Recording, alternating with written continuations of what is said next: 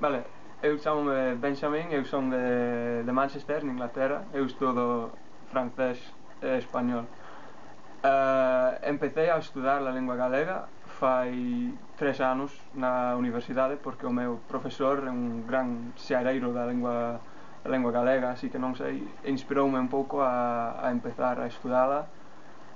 Fun a un curso de lingua e cultura galegas en Santiago e pasei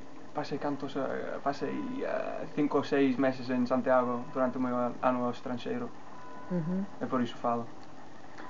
Eh, que é o que te resultou máis difícil de aprender galego? Non sei. Pois para min era bastante fácil porque é tan parecido co castelán, só tes que aprender as diferenzas principais e despois aplicalas no castelán.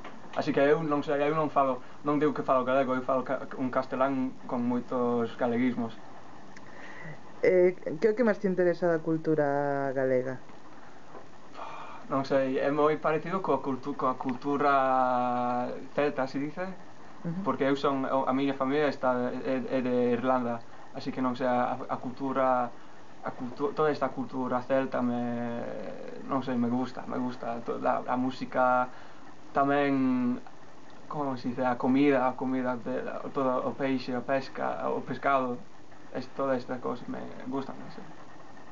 E de literatura, coñeces Da algún autor? literatura non coñezo moito, non. Ujú. Así, dende fora, como ves, que percepción tes da situación do galego?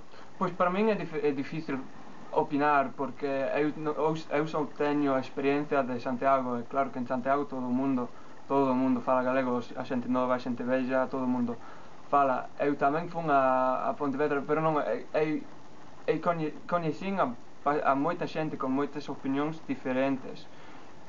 Non sei, é algo, non creo que nunca se vaxa a desaparecer, pero eu sei que hai que quizás hoxe en día é algo demasiado political, é un útil political e por iso a xente, non sei, decide non falalo non sei, está considerado algo un pouco demasiado dunha clase demasiado baixo, pero non sei, é difícil, como estranxeiro, como dixen, é difícil opinar.